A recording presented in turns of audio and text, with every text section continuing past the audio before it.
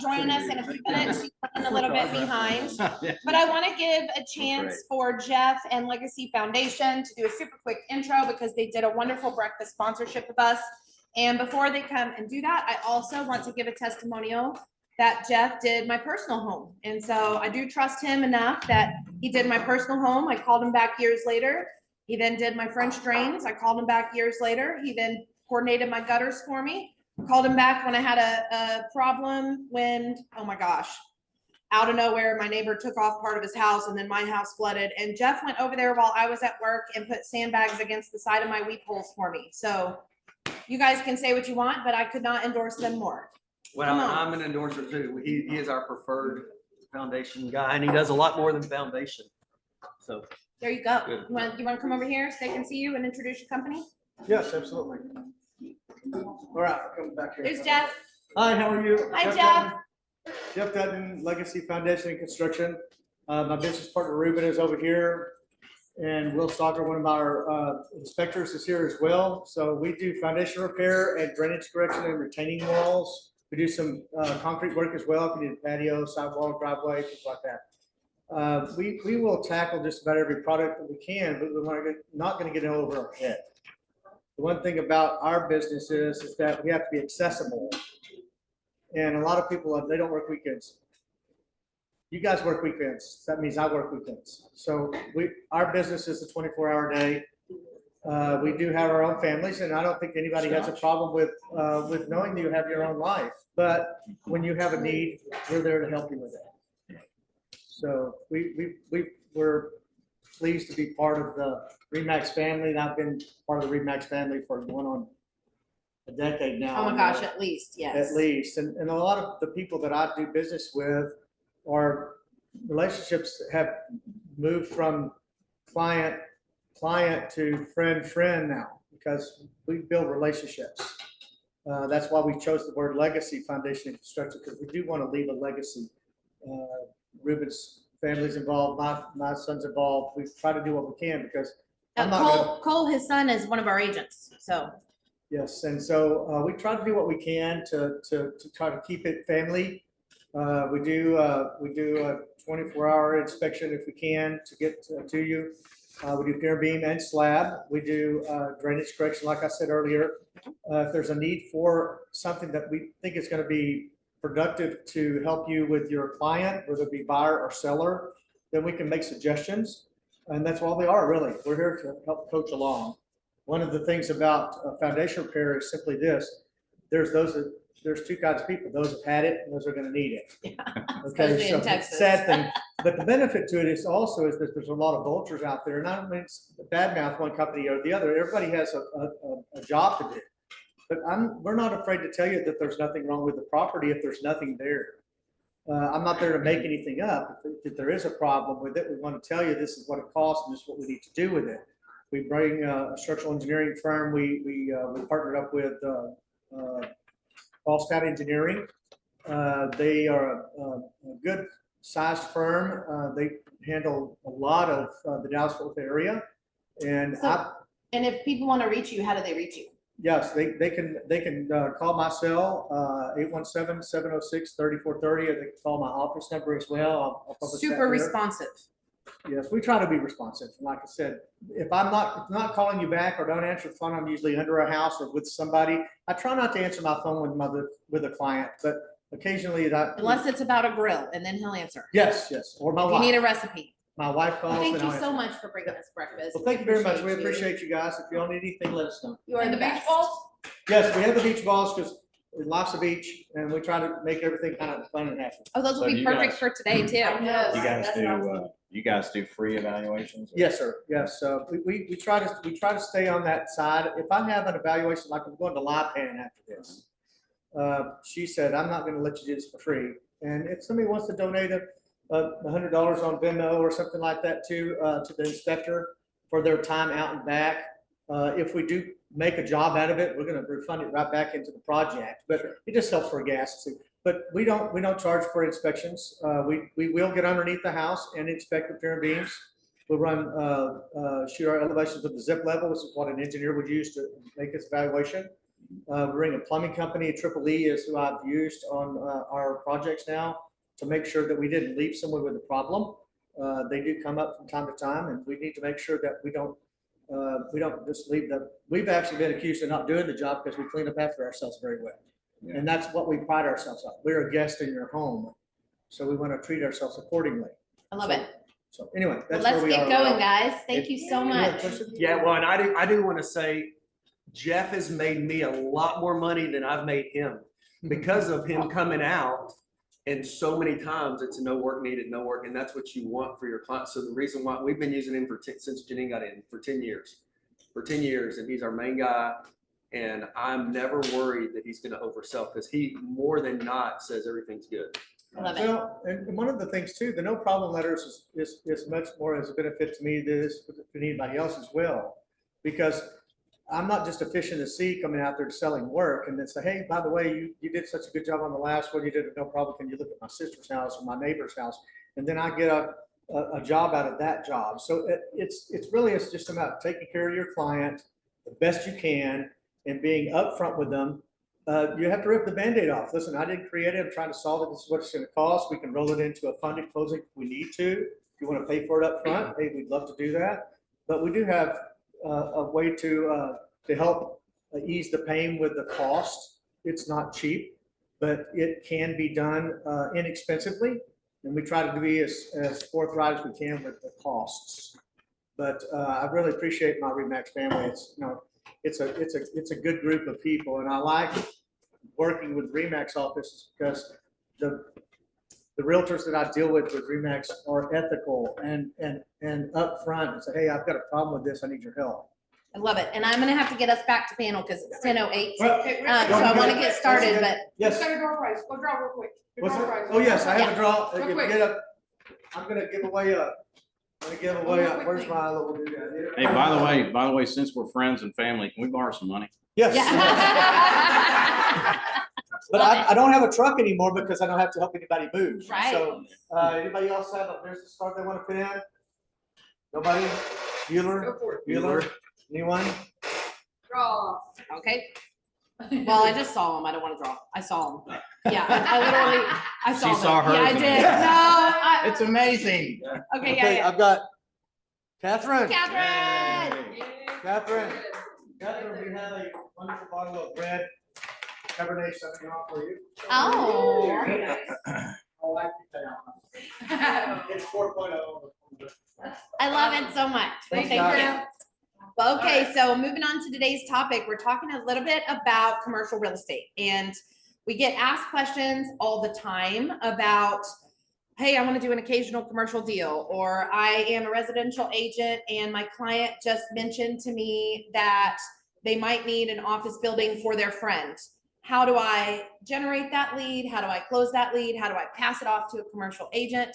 And also, why or why not should I try to get involved? So these two gentlemen here are experts within our company on this topic.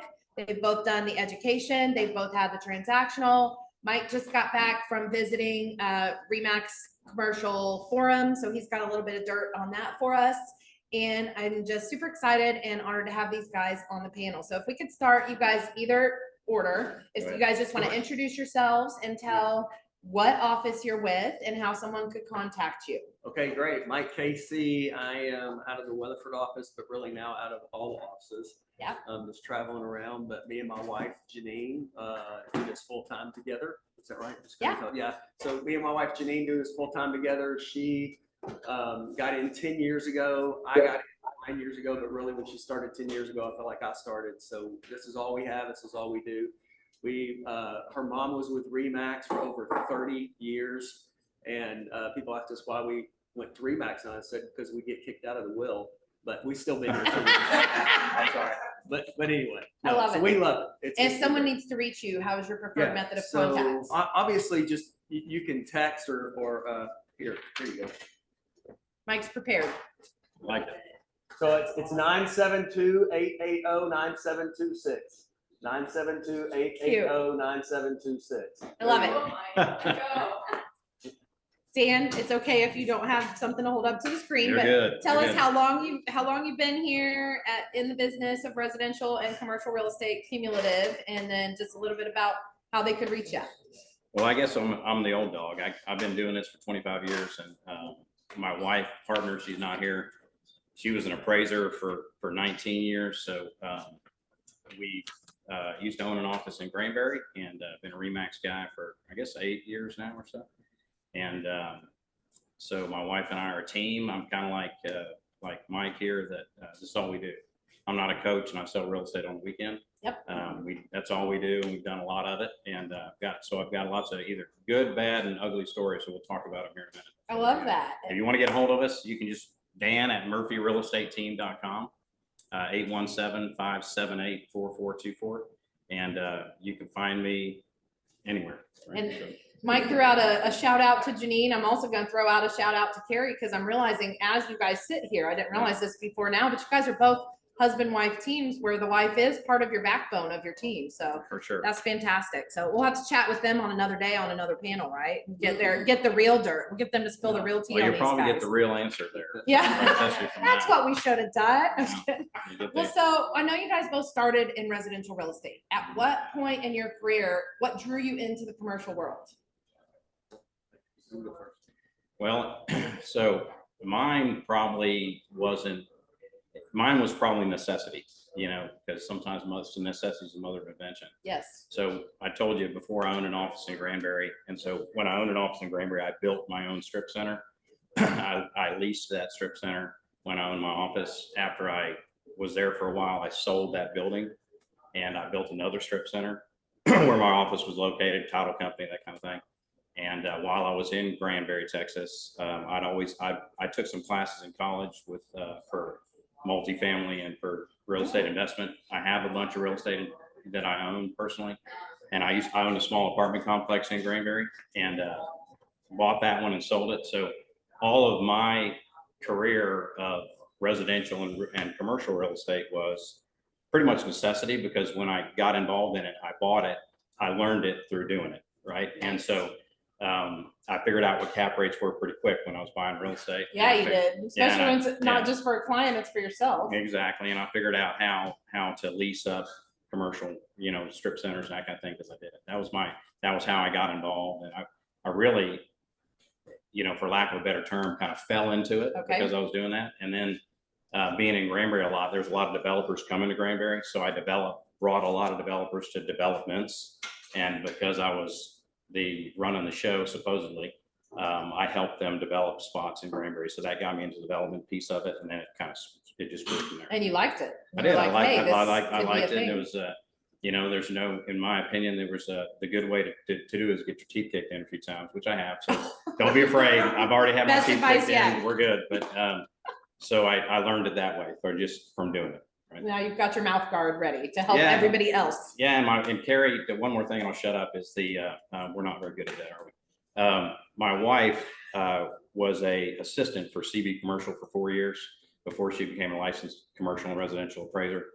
And she was an appraiser for 19 years. And that kind of gravitated me to it because I had a backbone behind me, and Carrie knows that arena pretty well. So she was able to pick up anything that I was dropping.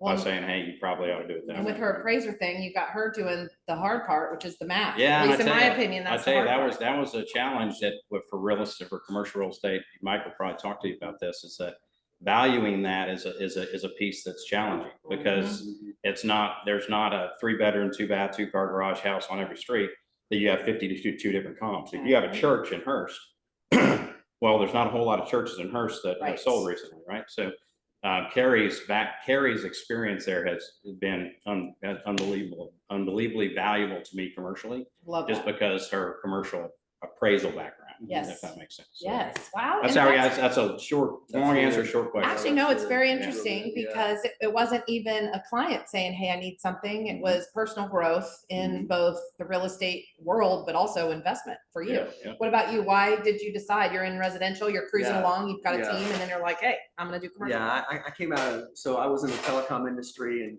worked with like Fortune 100. And that's kind of where I came out of is always been in sales, always been in commission. and was working with these large companies and stepped in and followed Janine and I guess and her mom into real estate and just loved it. We worked as a husband and wife team and, heavily residential. We pick up a few little small farm ranch things and some land. But, being a sales guy, when any friend would say, hey, do you do commercial? Yes. Do you do this? Yes. Yep. I just said, Yeah. yes. And then if I didn't know, I would go bring a commercial team in. Yes. And, before the pandemic and everything kind of changed, I would have a commercial team that I would refer teams to. And then there was some transition and stuff. And so there was really then nobody that, I really would trusted or whatever to refer things to. And I thought, I'm getting all these leads. Yeah. I need to start, I need to learn. And so me and Janine kind of made a business decision. We knew how busy we were in residential. Yeah. But if I said, hey, I'm going to go step into commercial, it looks extremely, challenging, but I'm up for it. I need to get my brain working again. And I felt like I went back to get a master's degree to learn all this stuff because it like, Dan knows it because he's been there and like he said, he got his teeth. Right. And when you get your teeth kicked in, you never remember. So I'll call Dan, make sure I don't get my teeth kicked in. But anyway, and so I decided that, okay, I think I want to step into this. But to do this, and Tracy shared a story yesterday at our big meeting about the guy who, he started picking up all this business and it started going good. And then he got so much he couldn't cover it. So we thought, how are we going to do this if I'm going to step into it? The only way, probably like Dan too, that afforded me to be able to go in and get all the training within the commercial side is that we work full time together and she was taking care of the residential. And so we actually hired our first transaction coordinator and we hired our first licensed assistant. Yes. So that I could step in Yeah. and we would not lose any business. So then I went and, did a lot of the trainings, Texas Association of Realtors got some We'll talk more courses. about that. Yeah. So you both made the decision and yours was a little bit different because now the education requirements through TREC and through the brokerage are a little bit different, but what education did you guys go get for this? Well, the Texas Association of Realtors, it's pretty new. It's only been out 2 years, maybe 2-3 years. Okay. It's called the Texas Accredited Commercial Specialist. Okay. It's 90 hours and it's 90 hours and it's 3 separate 30-hour, months. There's 30 hours a month is how they do it. Okay. So because we were full-time together, she covered the residential and I went and started doing all the training. Right. So 30 hours and in total of all of it will run you about $900,000 Okay. for all 30 hours. What were the or for 30 all hours 90. consistent of? It was a Finance, 50, marketing, yeah, it was yeah, a type thing. 50,000 and kind of the stuff like, Dan was saying that he already walked through because he was in it. We were trained on multifamily, we were trained on tenants. I mean, the terminology, is just like when any of us go into residential, you have to Yes. learn the terms.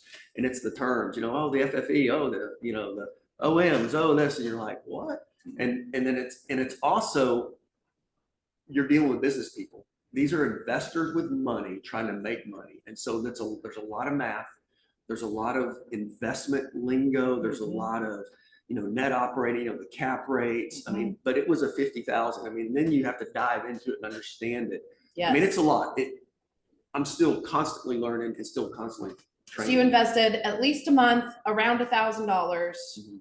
And you did that because you had a consistent business that was already going that allowed you to do that. Yes. Okay, what about yes. you? Because you kind of did trial by fire for education. Yeah. Where you educated yourself by doing. Yeah. Have you taken coursework also? Yeah, some stuff in college and Okay. just continuing education Yep. and that stuff. I think the great news about commercial is not only do you have resources like other agents you work with, Yes. you also have some pretty good resources out there through TREC, through REMAX, through that kind of thing. So it's a crutch, for lack of a Yes. better term. So, I know I'm getting ahead of you a little bit. No, Somebody that wanted to get However you involved want to go, yeah. in commercial real estate, that's maybe not a commercial real estate person, if they wanted to start getting into that, there's some really, really good resources through TREC, through Mhm. REMAX, and then doing it and then not being afraid to do it and get some help maybe from somebody that's done it a little bit, but then, and don't be afraid to try to get your feet wet. And obviously you don't want to,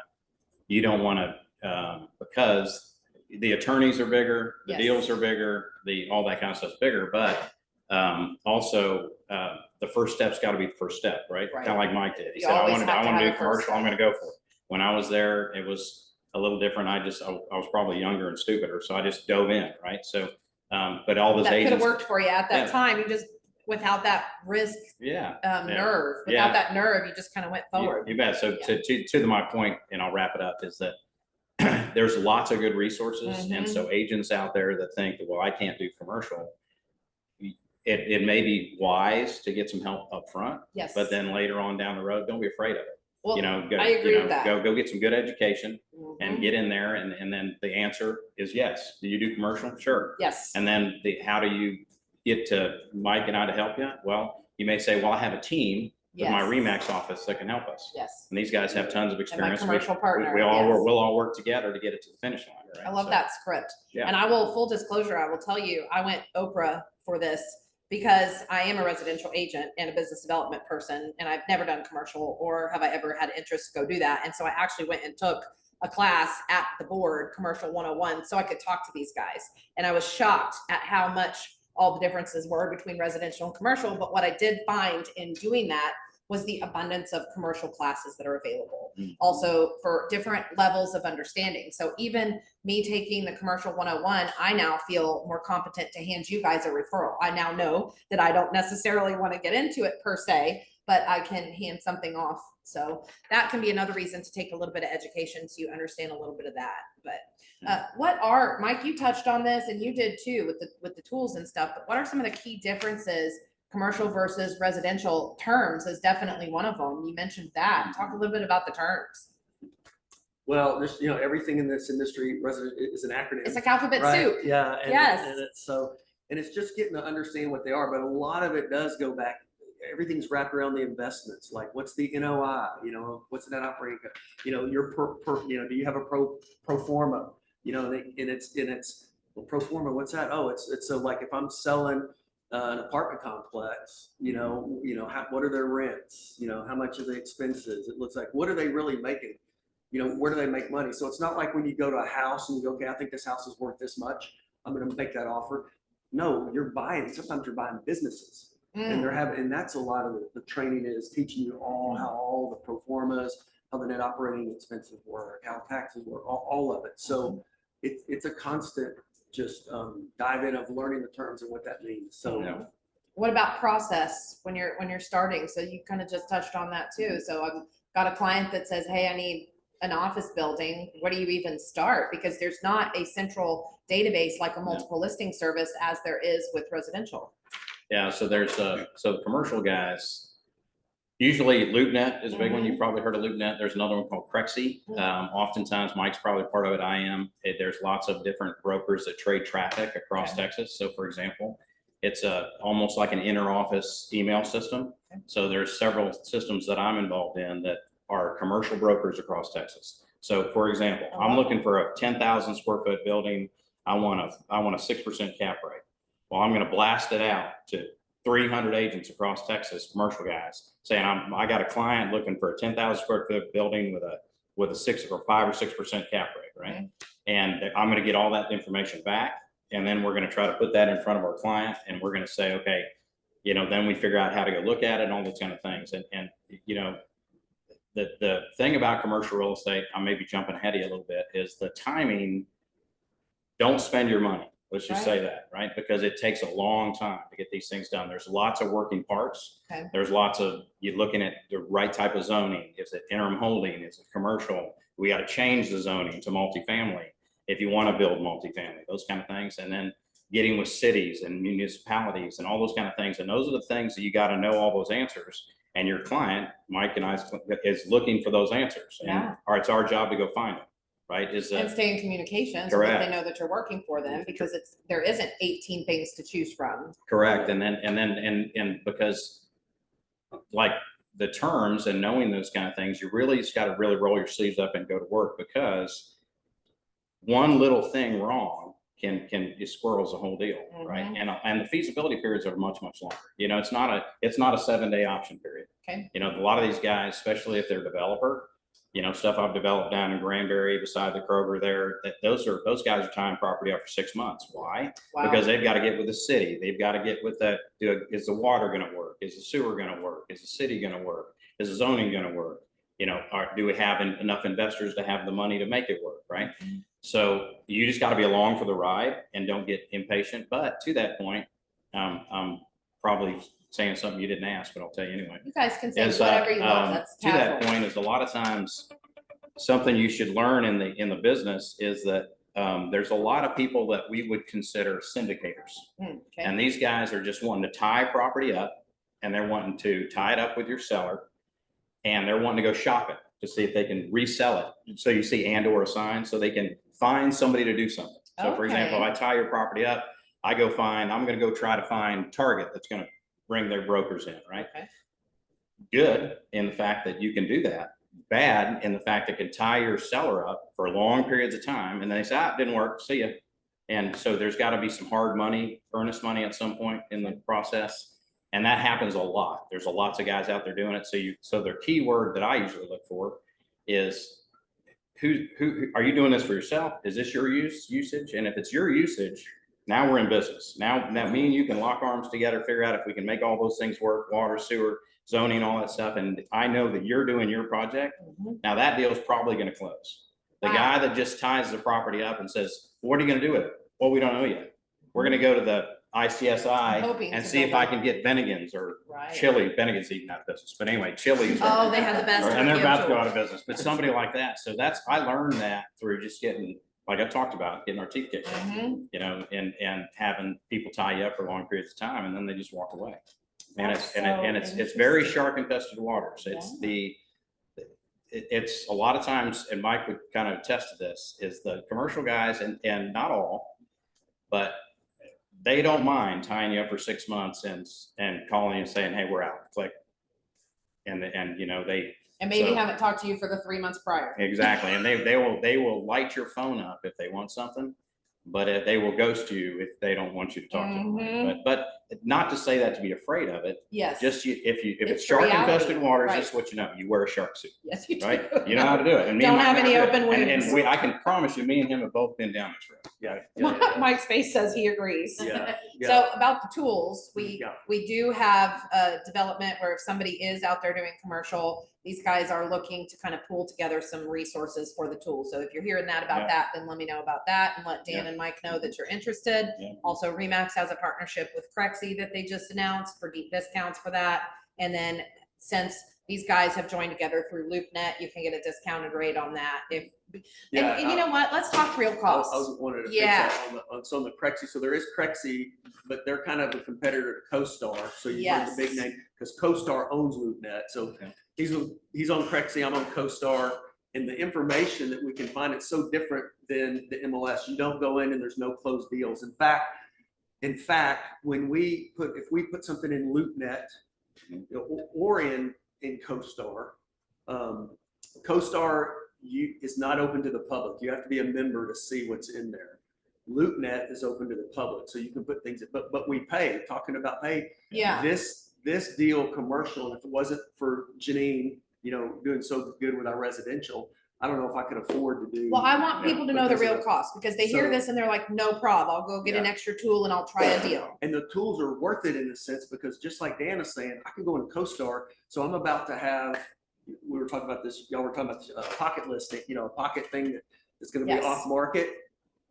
And it's kind of a boutique hotel. Mhm. I can go into CoStar and I can see everybody that's bought hospitality, how much they've spent in the Okay. last year. And I can pick up the phone and call them Yeah. and go, hey, I got this. Well, how much does those things cost? Well, so I don't know about Crexi. CoStar is $495 a month. Okay. So it's $495 a month. And if you get more people involved, it goes down a little bit. I think there's one other person that's got CoStar. So I think we're getting close to $450 a month. That's Mhm. $450 a month. And then to list in LoopNet, for me, I'm not sure about Dan, but for me to list one property in LoopNet is $111 a month.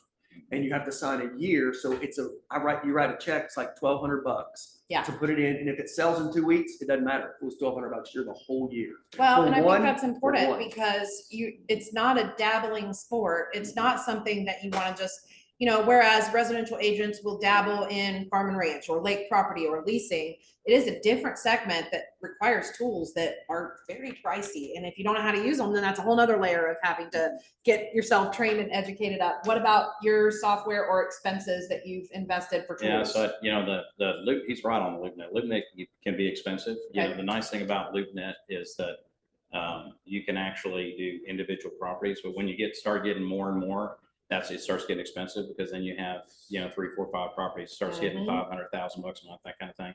They're bigger deals, but just a reminder to agents that want to do commercial, don't spend your money, because it's going to take a while. And so you've got to be invested in it, because it takes you thousands of dollars to get there. And should it? Probably, because the commissions can be big and can be good, but it takes a long time to get there, and you got to be willing to spend the money. If you're not willing to spend the money, just like we're having this forum here, then get with somebody that is, and then we can work together. And then when you are ready to spend the money, then do it, right? But you don't do your customer, in my opinion, a service if you're not spreading yourselves out amongst those things. Some of the most effective ones that I've found, and me and Mike will talk about this after we get off this, is that not necessarily just CoStar or LoopNet or those kind of things, has been the broker networks that I talked about earlier. Yeah, it's because it's just like our inner office thing. If I've got a new deal coming, right, and we all know that there's coming soon, and we got 500 agents we're going to put in front of, the just to paint a picture for you, I've already told you this once, but I'll tell you again, is that if he has a boutique hotel coming, he can fire that out, and 500 brokers across Texas can see that.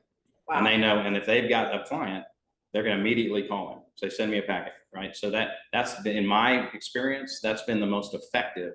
That listen, homes.com, realtor.com for relative, Zillow, all those kind of things. Do they create leads? Yes. Are they very expensive? Yes. Is it like being married to the abusive spouse? Yes. Because we don't like those people, but we have to do, sometimes we got to do it. But so some of those kind of things. But you're right. Just spend the money on a little bit of that, and if you don't want to, then get with somebody that will, and then go for that. But the signs are bigger. Signs are bigger. Signs are more expensive. That's true. 4x4s, banners, all those kind of things. Those things aren't advertising. Got to advertise in a whole different arena. Yeah, different. Okay, you mentioned something about a book too. I saw one of those the other day. It's like 200 pages. You need a lot of tech skill to be able to put it together. If you don't have a tool that's already doing it, it's expensive to print and it's expensive to distribute. So yeah, I was just going to say, just on the pricing stuff, a couple things why. So I didn't get my teeth kicked in, but I almost did. So, but I'm looking at listing this commercial property, and I'm like, okay, it's going to be in LoopNet, it's going to be in CoStar. Oh yeah, I'll just throw it in MLS because I'm in MLS. Because so some of those commercial guys, some of them aren't even part of MLS. They don't even touch it. So you want to go where the commercial guys. And I thought, oh, since I'm in MLS, I'm going to throw it in there. And then thank God the light bulb went off. If I put it in MLS, I have to tell what it sold for. And most of those guys don't want to know. So it's not going in MLS. It's going to stay out, because that's why it is so hard to do comps in commercial, because these guys don't want you to know. They don't want the tax man to know. They don't want their competitors to know. It's so hard. And so when you do it in LoopNet or in CoStar, there's a few, they say they'll give you closed stuff and we pay for it to get the information. Yeah. Because LoopNet is really the marketing arm. CoStar or Crexy is where you get all the secret information, and they reach out to try to get closed. But I tell you, they probably have, and I don't know, Dan may say, but I'm thinking they have maybe 30% of really what the close price, but 70% you don't even know. Yeah. And that's why if you're going to do commercial and you think, well, it's not a big deal, I'll just put it in MLS. Well, that person may not want you to put it in MLS, because that sales price or the close price is going to be out there. Yeah. So what's interesting about what you're saying is it sounds similar to where the residential side of the industry is going, where agents are required to speak to each other more, go figure. But what's so interesting about the commercial agent is their typical stereotype, and it's just a stereotype, there's some really communicative agents, but is that they're very hard to reach. They're very hard to respond.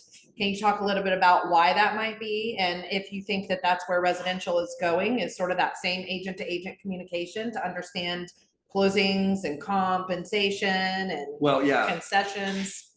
So I just had a conversation. So the nice thing, we pay a lot of money for these services, but I have a rep, so I have a CoStar rep that I can call. And I was on a call with them yesterday, and they own homes.com, CoStar.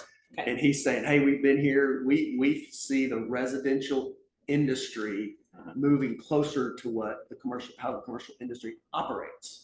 It'll be different. You still have MLS, you'll still have your close, you'll be able to do your comps and stuff, but just based on that, that's what they're thinking, that there's some shift in the Mhm. way we communicate. So the way they're setting up homes.com, and this is not a sell for homes.com because it's expensive, but they're trying to set it up. for the Another new- expense though, it's for- reality. For the new world, Yes. Yeah. you know, so I think there's definitely some shift.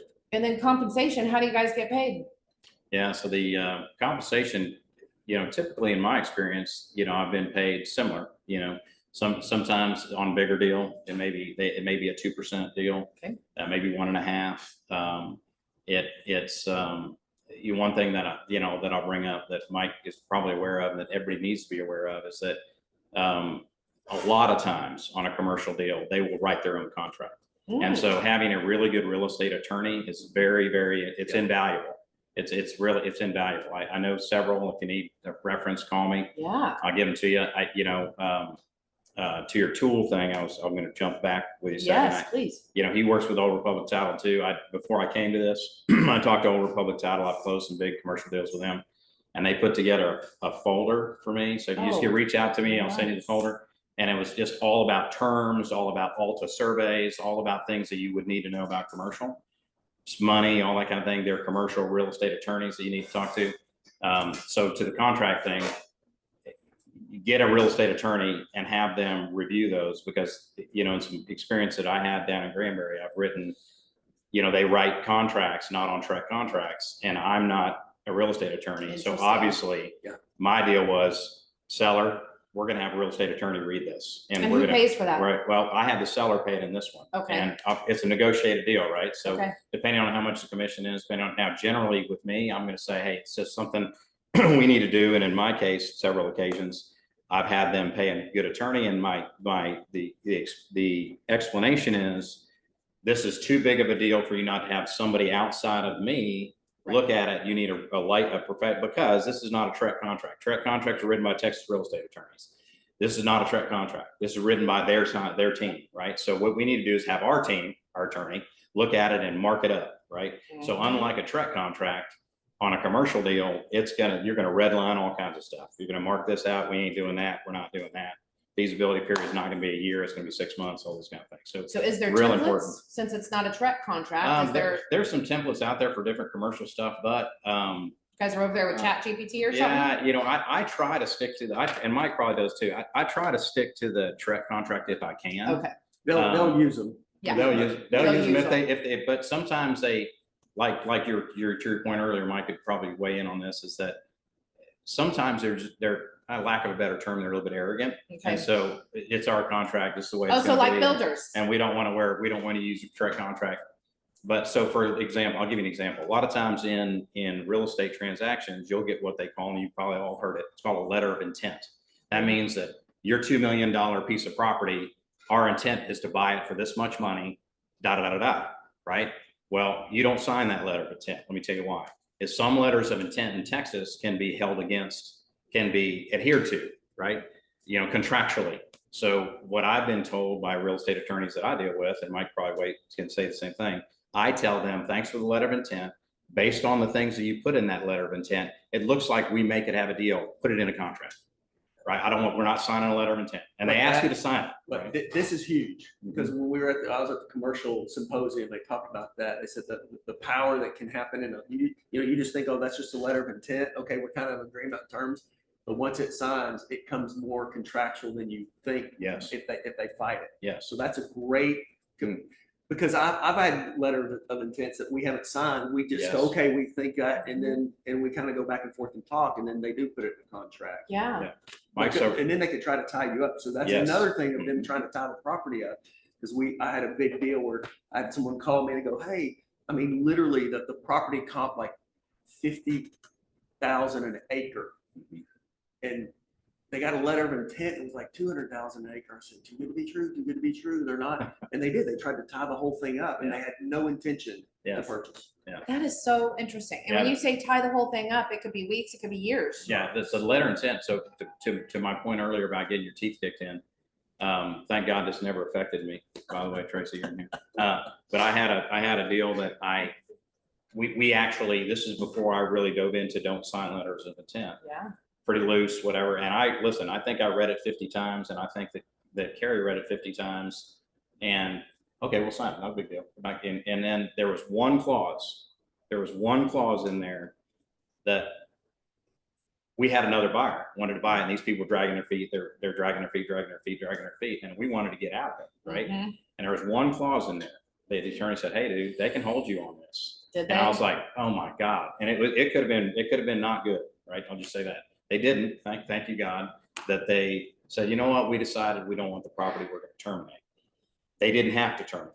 And I would have been contractually bound to that letter of intent. And my seller was following my lead. And was counting on me to give him good advice. So everybody that can hear out there, no signing letters of intent. You don't sign letters of intent. And if you are worried about it, get a real estate attorney on a commercial deal to look at it, because you don't want to be tied into something because you're the quarterback and then your seller or buyer Oh, that's says, good. hey, wait a minute, you're the professional. And why am I tied into this, right? So it's real important. And because I won't get my teeth kicked in, Mhm. I learned the hard way that, well, that'll never happen again, right? Mhm. But thank God it didn't cost me any money, right? So. Yeah, because no matter what, whether it's true or not, it's always our fault. Oh, yeah. Well, and yeah. that is similar to residential or any business where the customer is always right. But so you're doing this, you've got somebody that's maybe holding you up or somebody that doesn't. Can you talk about the compensation process? You know, I know that the difference between selling commercial property, land, things like that is completely different than leasing. We always hear feedback that some leases pay out very minimal, some of them will pay out for years on end. What does that look like? Well, so a couple things. One is, when I was referring commercial off, I had a friend call me, hey, do you do commercial? This was years ago, probably 8 years, maybe. I can't remember, 7. He calls and goes, hey, do you do commercial? Yeah, sure. And he goes, well, hey, my company's wanting to sell their building and we're wanting to move. I'm like, okay. And then I go, it's this really cool office complex. It's 2 stories. So I brought a commercial team in and, rode and learned as much as I could. And so that went on, took a couple months. They sold the building. And so I get my little referral check. And I'm like, hey, that's not bad. That's a fun for a referral. Yeah. And then 2 months later, I get another check. And I'm like, what is this? And it was big. I'm like, what's this for? And they go, oh, well, the building we sold, yeah. And you got your referral. Yeah. Well, they went and now they had like 40 or 50 employees. They leased a place and it was for like 10 years. And so my referral off of their lease was bigger than their sale. Interesting. And the wild thing about that is if you have an opportunity that someone's looking for, hey, I just need to lease a place in the commercial world, it could be a big check for you as a referral or even us, just the way that works. Because if it's a 5-year lease, they say, what is the payout over that entire 5 years? And the percentages go there. Tracy, we're internal. I can talk percentages. Is there what? We're Can you talk internal. about Can I talk percentages for percentages of right Yeah, how this we is get paid? internal, it's for. Okay, so like one of the, so I did a commercial lease for someone getting a place down here in the medical district. And, I charged 4% of the entire thing and they didn't bat an eye. So they paid, it wasn't like, oh, is it 3%? Is it 2? Is it 4? It can be 2, it can be 1. Sure. But, that was something that in the contract, so we just turned it in. I turned it in at 4%. They didn't bat an eye and they paid me. Yeah. So in commercial leases are almost exactly as valuable as a commercial sale. Interesting. Yeah, because a commercial lease can turn into a sale, right? So that commercial lease, just like leasing a house, that if that person that leases a building, then they call Try Mike and before say, they hey, buy. I leased this building and we're really growing and we lease 10,000 square feet from you. I want to buy a 20,000 square foot building. I love that. And then you go sell them a building. So I don't totally love leases, but I do a lot of them. I've got one now, but to Mike's point is it does pay very well. So you get paid off of the, if it's a 5-year lease, you calculate all that lease amount. And then if it's 3% or 4% of the total number, Mhm. right? So if they've paid $300,000 in lease over 5 years, Mhm. then you're getting 3 or 4% of $300,000. It's like selling a $300,000 house, right? I love that. I So love that. now a lot of times, to the point earlier, oftentimes, it's their lease, Mhm. especially certain landlords like to use their lease, right? Okay. And that's a little tricky too, because same thing, we didn't write it, we're looking at it, we're trying to figure out where all the trap doors are. So you got to be careful, because I've got one right now that hasn't paid yet, but I leased it to a friend, and It's down in Benbrook, and it's a commercial lease, and it's their lease, Mhm. right? I was very, very thorough and very cautious of making sure that there was no trap doors there. Right. Right. And we went back and forth in what we call, it's in our business, it's called redlining. So we went back and forth with them several times with tenant and landlord, and we don't like that. We don't like this. We're not, the common area maintenance. We're not, we don't want to pay that much CAM, you know what I mean? Yeah. So. Well, and I'll say a very interesting thing on leases, and it's not what we're used to like on the residential side. If you've got a landlord on the residential side and the HVAC goes out, then the landlord fixes it.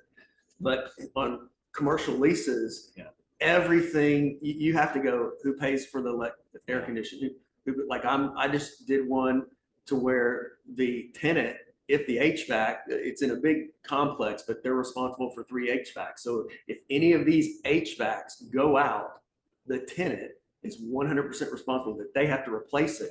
Oh, and one day, guess what? They do move out and they leave the new HVAC there. It's so different. It's after they purchased it. Yeah, and you got to make sure you watch that, because that can slip through, and then your tenant gets in a situation like, I didn't know I had to pay for that. So just going line for line. I mean, it's a lot of information. Well, and in that regard, I know just from hearing some things is that it can be completely different cost too per month if they want AC versus not. If they're gonna have to pay to have it installed, it all gets wrapped right in. The lease, and that's why Dan says, I don't like doing them, but I do them, they're good. I'm gonna do them because I get paid for it. But they are so intricate, like everything. They're all unicorns. You can only have your AC from 8 a.m. to 6 p.m.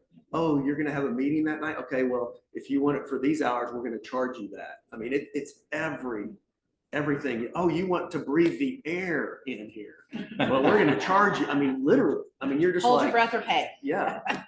It is. So, and that's a difference in what he's talking to. He's talking a lot about what they call CAM. It's called common area maintenance. And there's, you have a base rent, and then a lot of times that landlord will be able to charge you a percentage of the taxes of the insurance and the common area maintenance. And that's built into the lease amount.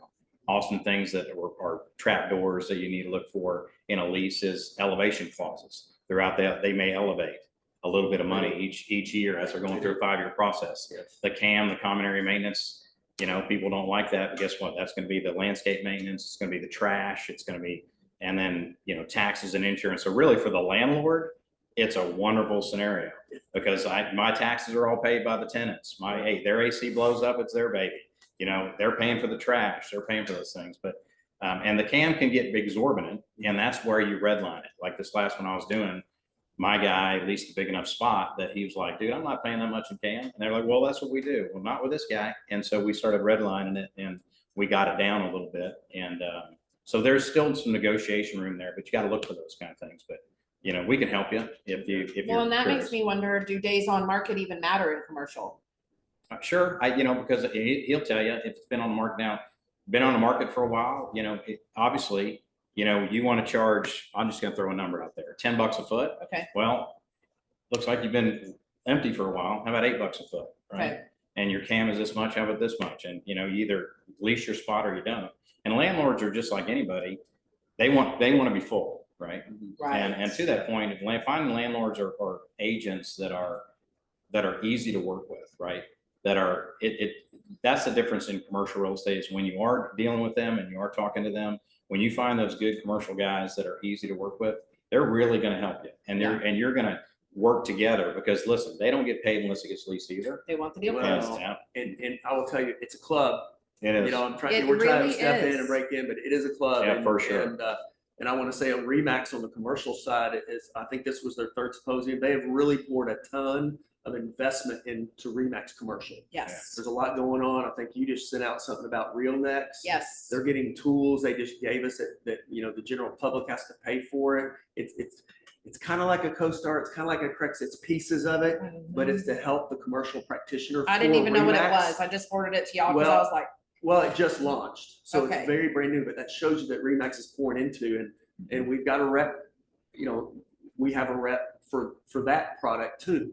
And I don't know if everybody gets in it, can see it, because when you go into remax.net, there's a thing that says what your specialty is, and mine used to be residential, but I had to go in and change it, that now mine's commercial. And when I just did that change in it, it gave me access to the product. That's free. We get the whole suite and it's brand new. So Remax is pouring a lot of investment Yes. into building the commercial arm of Remax. And they want feedback. So it's a good time to be connected with the company through commercial because they want to grow it and they want for our agents to help do that, which is also its own network. Like Yeah. you said Oh, about the people totally. you met in Florida. Yeah. And the same thing as Dan blasting the email. So I do have a question about that. So territory wise, is your territory the country, the state? Well, I personally, if I'm answering the question, I would be the state. Okay. You know, I would now, but now let me back up. Is that, obviously I know commercial guys from all over the country, Mhm. right? So but to that point is if an agent here, I wouldn't feel very comfortable taking money from them just to refer it to somebody in Florida. Right. So I think my personal opinion, the way to do that is if they called me and said, hey, I've got an uncle that's trying to sell a building in Florida, then we can say, hey, there's a really good commercial guy in Florida, refer it to this guy. Yes. Right? And then we're not involved, we're not in the middle of it, but we can at least help facilitate getting them to a guy in Florida, right? Yep. But that's But my, you're still that's- gonna market to the Florida Yeah, guy that's when you it. have a listing in Sure, Texas. that's how I personally would do it, but Remax is global. Yeah. So that's what's nice about the Remax footprint, and once they break that, for lack of a better term, the ceiling Yes. into because it's a club, right? Once they get in there, it's going to be really good because because all of the residential real estate, the hundreds of thousands, not millions of transactions, all of those people have cousins, uncles, brothers that buy buildings, that own businesses, that kind of thing. I'm going to hit on something real quick that I forgot to tell you. So this is what I've done, and Mike may be different in this arena, but it helped me, is I know a couple business brokers, Okay. and that's a field that is a little different than real estate. And so Good point. let me help you with that, is that, for example, we're selling a retirement facility, and that retirement facility, I know nothing about retirement facilities, zero. I don't know what their P&Ls look like. I don't know and none of that stuff. Now I know what buildings are, Mm-hmm. and I know how to figure out what their building's worth, and I know how to, and so she had a building, but she also had a business.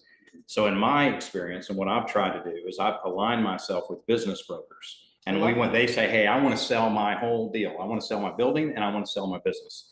So I have a business broker that I call and say, listen, you handle the business, I'm handling the building, right? Awesome. So then if they want to sell it all, so with that particular deal, it's a TREC contract on the building, a separate contract on the business. I'm out of it. And me and Tracy talked a little bit about that because we asked her advice on some of those. And she said, listen, stay out of the business part of it. Why? Because you don't do businesses. That's not. And so there are technically business brokers that do that. There's a company out of Dallas called the Vamp Group. I've worked with them before.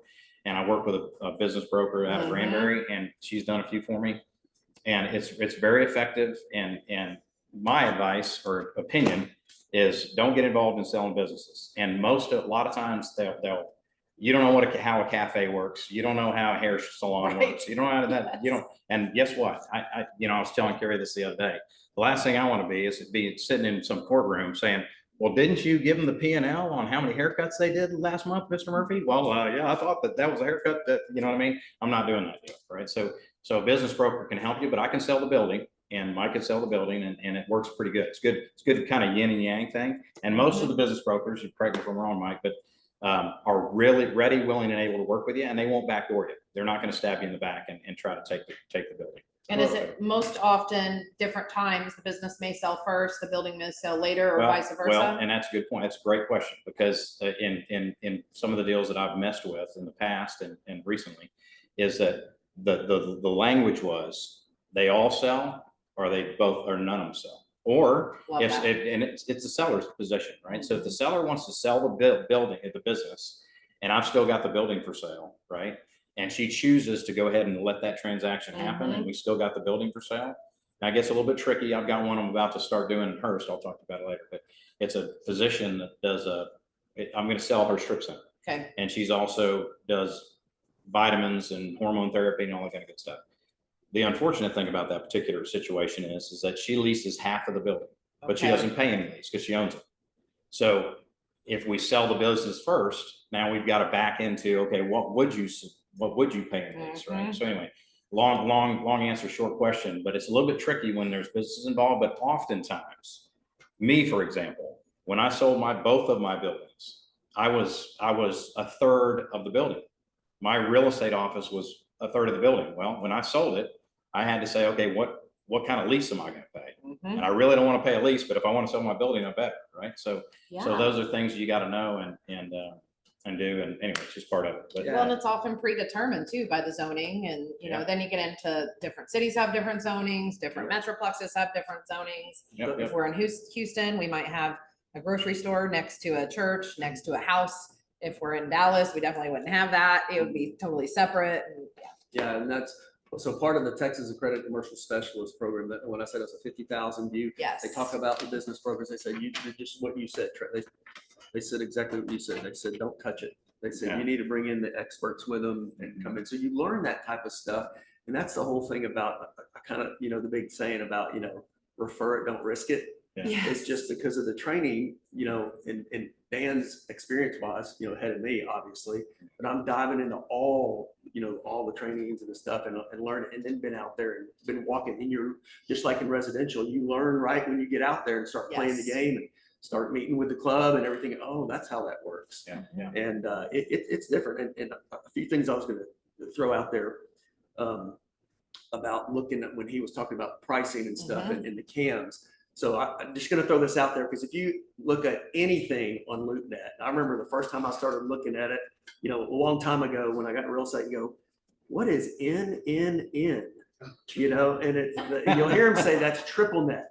So that's just one. If you learn just what that is, that's going to put you way ahead to know really what the price of that rent is. Yeah. And so, and all that is just what Dan said. You'll see, oh, look, it's $8 a square foot. And then, you know, NNN, triple net, you know, these 3 N's. And you go, oh, $8. Well, guess what? It's not $8 a square foot. It's going to be $12 a square foot because that NNN is, you know, $4 more because that's, guess what? You're paying the owner's taxes. You're paying their insurance. Just like you said, it's a great deal. So those are just little things that you'll start picking up and see.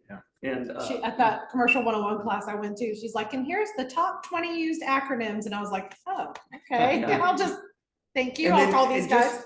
Yeah, and I'm not sure where you're, like you said, just kind of keep talking, jump in, but back to the cost stuff too for us. And I think, and you know, I was looking at like on a referral side, you know, like, oh yeah, hey, can I come help? Can I give you 50% or what?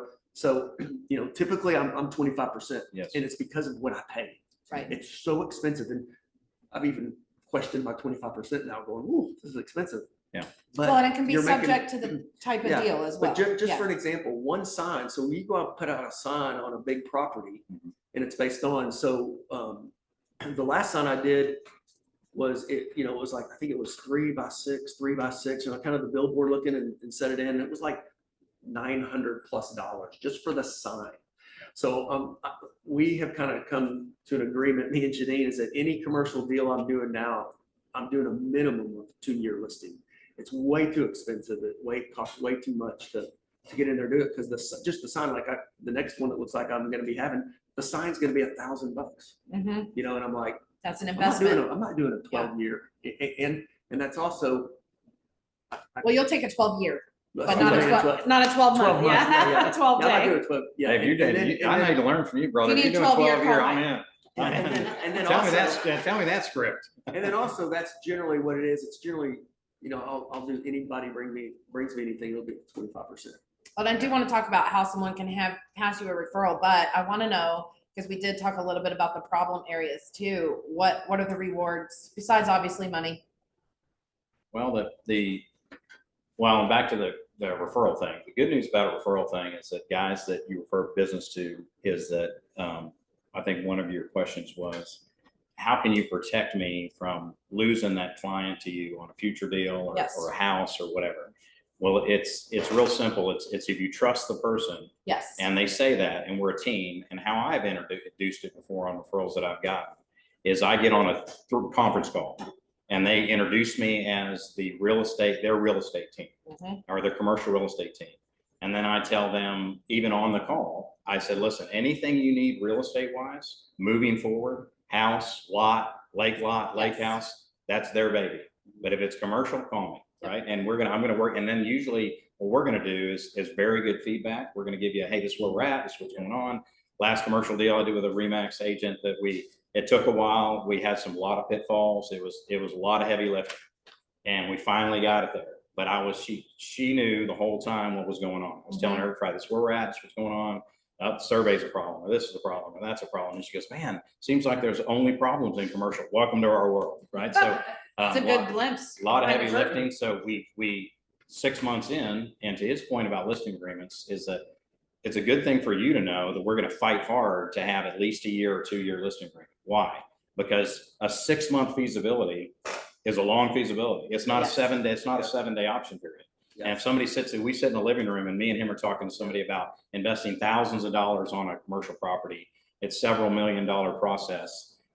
Listen, you got to be committed enough to us that we're going to be able to, number one, there's not 50 buyers looking at your property. There may be 5, there may be 3, there may be 2, there may be only 1, right? But we need time to get that done. And we need time for the zoning and the feasibility and the water and all those kind of things we've got to do. So we've got to get this listing agreement. So where am I going with that? You as an agent that refer things to Mike and I, is that what's going to happen is that you're going to know that we're going to fight hard for a long period of time. So your commission is protected. You may not see it today. You may see it next Christmas, but guess what? You're going to see it, hopefully, if we do our job and get it there. Right? And if it's good enough, one, maybe we're all Christmasing on the beach to celebrate, right? Yeah, and you said something about the reward. I'll dive in and let him jump in. Commercial can be as dangerous and as scary as it can be. I can tell you some of my most rewarding things with my career in 25 years has been a commercial deal. I give you one classic example that, I still have a picture in my office, and I loved it. I sold a guy's property down in Granbury. He's a Marine, and he owned the property outright. I sold it beside Kroger. This guy didn't have 2 nickels to rub together, but I sold that property for $1.6 million cash. We closed in 30 days with a 1031 exchange. We can talk about that later, how that works. But I went to the closing, and I had a giant sign for him that said Granbury's newest millionaire. Oh, And I still have that picture in I my love that. office, and I still think about that. We're great friends today. I'm still trying to sell some property he's also got, which is 11 acres, by the way. You can sell it for me. Okay. And another one was a church I sold that they, you sold the church for, 300 or 400 people. So as much as you fight and battle and churn, I think he can attest to this. It really is a very rewarding position when you feel like you were the quarterback and you got them there. Yeah. And they're in a new church, and they're growing, and you help them get there. Right? And every So- Sunday, 300 Yeah. members have a roof over their head because you helped that. Yes. Yeah, and I'll tell you a funny story about that. Mike he'll probably relate to this. You probably laugh. So whenever that deal was getting tough, and you always have a good wife behind you, she would say, when there's 400 people counting on you, Dan, now get your ass to work, right? That's So, awesome. You know what I mean? That's So I was like, awesome. no pressure. They won't have church next Sunday, but good luck, right? I'm like, okay. And not only if you refer someone to us, we'll have accountability, Yeah. to you, but we also have it to our wives. So- Yes, our our But- wives. Yeah, And yeah. that's cool. I'm working a very similar situation right now. Yeah. Where some people, no money at all. Yeah. But through, like, kind of out of a storybook, through a distant relative.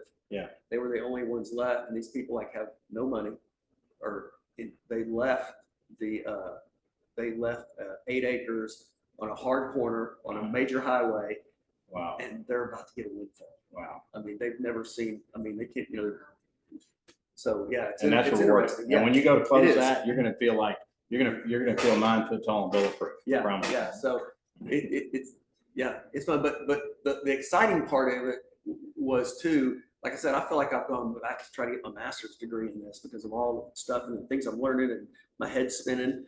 And it's kind of just put the energy back in me because it is a new world. It's different. It's exciting. You hear all the secrets because of it being a club, Mhm. it being a little club where everybody's in it. You're hearing really what's happening and what the cities are doing. And oh, did you know so-and-so just sold that? What? No one knows that. Mhm. Oh, and so you find out a lot that's not public, Yes. and it's kind of been fun. Didn't kind of you- be well, in the and you- know. And you know, expressed just personal growth. You feel like you're growing again. And for a while, you felt like you had done the Yeah. residential thing for long enough that you were kind of plateaued on Well, that that. was for me Yeah. personally. I mean, I still, residential, I read, I love it. And I can Right. still help Janine all she needs it, but it's been good for my brain.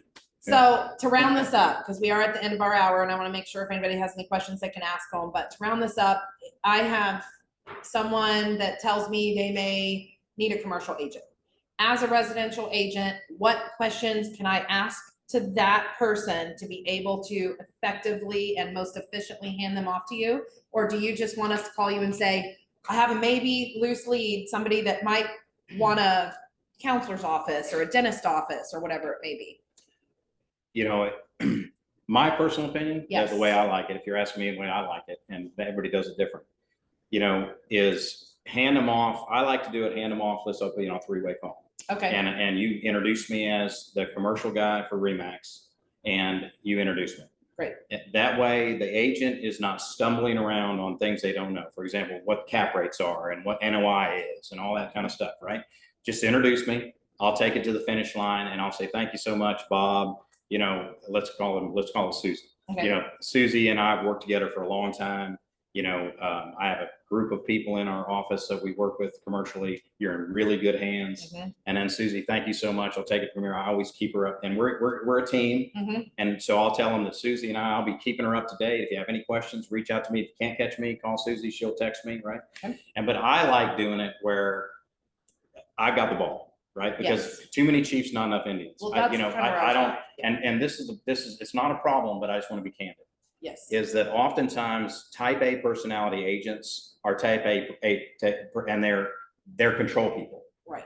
And so what I've found is that oftentimes they want control. And so they may hand us somebody and then what's going, did you call, but dude, listen, I got this, right? On it. Hand me the ball. And if I fumble it, call me, Yeah. right? But I got the ball and he's in good shape, right? And why I say that is because it's our personality. We almost can't get away from it. Is you're dying to pick that phone up and say, hey, Dan, what's going on? Listen, remember, Yeah. it's a 6-month feasibility. We're under contract. Call me 6 months from now. Yeah. I'll tell you whether we're closing. or And not. we don't know, so we think it's been a Yeah, long time. And so Yeah. anyway, that's a long answer, short question, but So you would yeah. rather us not go Hand- too far down the lead hand them off. qualification? No, if me and Mike if either one of us take that, we're going to take them to the finish line. We're Right. going to bust our tail and make sure that that you're in great hands and that they're going to respect us and they're going to respect you. And we're going to reiterate the fact, listen, if you have any real estate outside of commercial, make sure you call them. You can call me, but I'm going to do this. Susie, they're looking for a house in Alito, right? And that's where you can feel confident that we're not going to, we're going to get them to the finish line. Number two is we're not going to take your business. Why? Because you only take business once, right? Yes. We're looking for a relationship, Yep. not a sale. Yeah. And then if you refer people to us long-term, and me and Mike would appeal to that, I think that's the way he probably thinks too. Go ahead. Yeah, well, You're the exactly. same. Don't Well, go too far down the road of qualifying the person. Just say, hey, I've got Well- somebody that you need to talk to. Well, I will say too, sometimes out of experience and just to let everybody know, we're gonna do the best we can, but I have gotten some that, once you get them, they just flake off. The lead just flakes yeah. off Right. because they really weren't. And then, Okay. there's a buyer's representation here. Oh, they're, they just, because they maybe have never, they've never done commercials. So, or the buyer who's interested. Good So point. sometimes it's like, I started thinking, okay, so if they said, hey, I think I'm thinking about doing something I want to buy something commercially. Sometimes when I hear them say they're thinking about it, Right. that just I'd like to know where they are down the road, how far, but we really do want that first call, that introduction, so we can find that out. You can And then we help just discover communicate that. Yeah, but what I really want is for all the agents to really say, yes, I do commercial. You say that. Yeah. That's what I did. Because you do. That's why we're with You have Remax. a You're team on the member. team. Just like we Yeah. say, I have a partner and that partner is And the then you type of bring us in, person. but don't go do commercial. But I mean, to say, Yeah, yeah, that's right. Tracy's like, but just say, because you're relying on your Remax team. So you say, yeah, we do commercial. I got my commercial team. Yeah. And Yes. then that puts you as the one-stop shop, right? Yeah. If they want anything real estate, they call you because you do have commercial, but you bring your commercial team in. Mhm. Yeah. And so, yeah, it's just a call to us to look. I kind of like a heads up call. Hey, here's what I got. And we'll ask some questions. That's Love good it. advice, good advice. And and on the advice column, if somebody's wanting to get in, you guys have already touched on that, to give you guys a direct call, which will do your contact information again. And then Mike, you told me to remind you that you wanted to let everybody know your discovery about fishing. Oh, yeah. So this is great. So I kind of, if you want to know what the difference between residential and commercial is, I had this revelation is that, residential is like being a freshwater fisherman. If I go freshwater fishing, I'm going to have a pole in my lure and I can catch 4 species. Look, I caught a bass, or I caught a catfish, or I caught a crappie, or I caught a perch. That's about it. Commercial is like saltwater fishing. If you don't have a leader that's got steel on it, Yeah. your line's going to get broke. And then when you're going and I'm fishing for trout and I pull it in, it's an octopus. Mhm. What is it? Or it's a crab. I mean, it's just. And I need the little unending. belt thingy because it could Yeah. take me hours. Yeah, because the Yeah. depth of it's crazy. And just one other thing about how different it is. We were going to close. I was selling a property and we were going to close and the zoning was supposed to be changed and the city didn't change it. The city didn't change it. So the buyer was not, I had to sell it. The buyer was not going to buy because that was part of the deal. Then it went to city council and then they only have city council meetings once a month. So we had to go through 4 city council meetings before they approved it. That's 4 months. Wow. So they wouldn't touch it until, and so it's so different. It's so It different. is. Okay, well, I love it. Well, thank you guys so much. If you could just give any final piece of advice that you may have, we'll answer any questions and then call it a day. I would say, if you don't know it, refer it, but also just to help you not sound too self-serving is, if you're interested in it, go for it, right? Yeah. Because, I went for it and I was probably not, massively educated in commercial. That was 25 years ago now, mind you. But if you're intrigued with it, Remax has lots of good tools. Trek has a lot of good tools now. Refer it for a little bit and then go for it. And don't be afraid of it, right? And so, but be careful because, bigger deals have bigger attorneys, right? So anyway, one thing I'd tell you, one last thing I forgot to mention is Old Republic Title. I close with them a lot and they have a really good real estate attorney there. And they were kind enough to put some packages together. I didn't bring them all with me. You can reach out to me. I'll send it to you.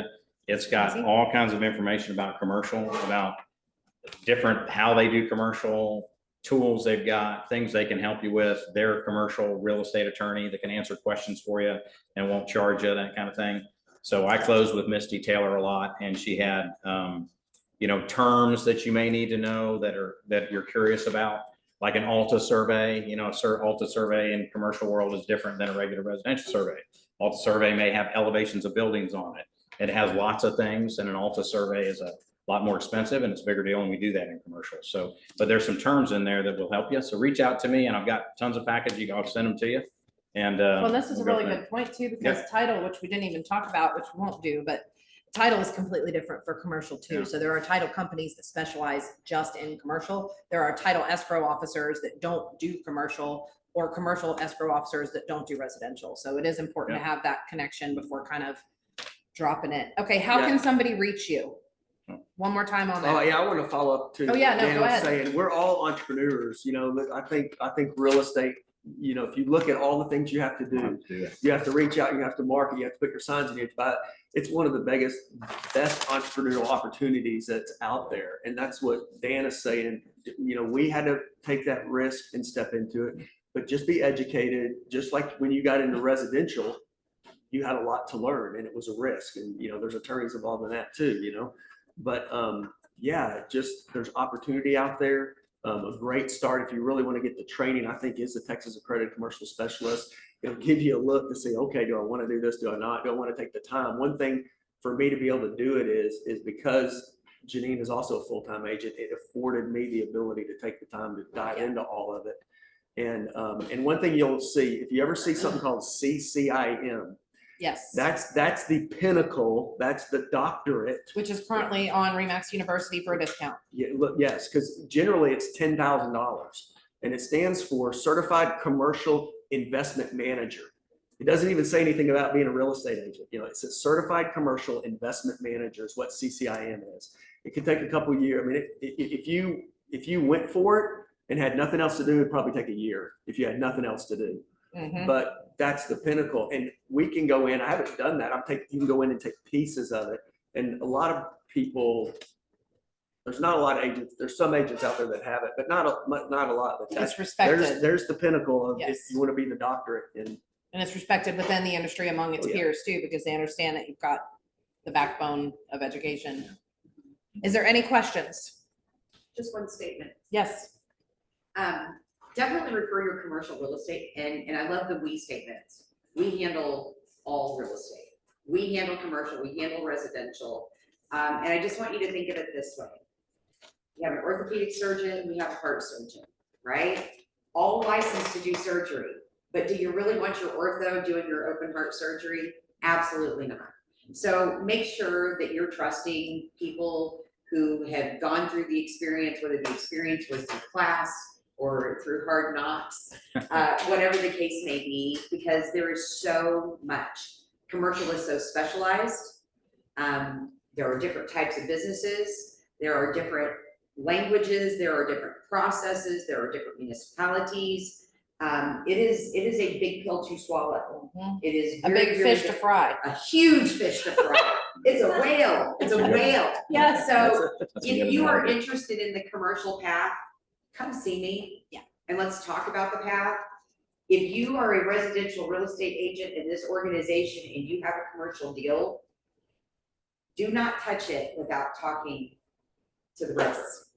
It needs to be referred. You owe it to the client, because if you don't know what you're doing in commercial, first of all, you're never gonna get closed, number one. And number two, whatever you make can cost you a fortune, because the thing about business people, they can afford an attorney.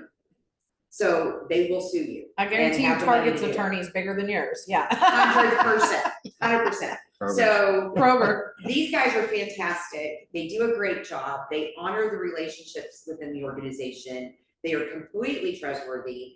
And so we trust them, your clients can trust them, and we owe it to the consumer to give them the best. So that's all I wanted to And say. they understand, they know what it's like to walk in the Yes. residential footsteps. So I mean, it's a great perspective. Any other questions or statements? Okay, if you guys just say one more time, your best contact information. I gotta do what Mike did here. He's ready. Oh, yeah, I don't Wait, know, ready now, look. Yeah. Here we go. I was trying to find you a marker. I think you're right, 5784424.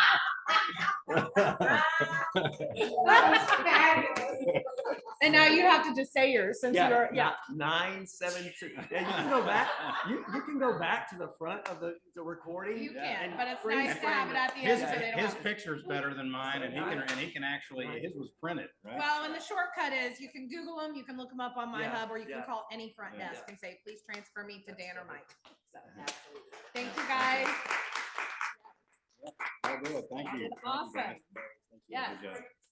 I stole your phone, I'm gonna take all your deals. Let's make it happen.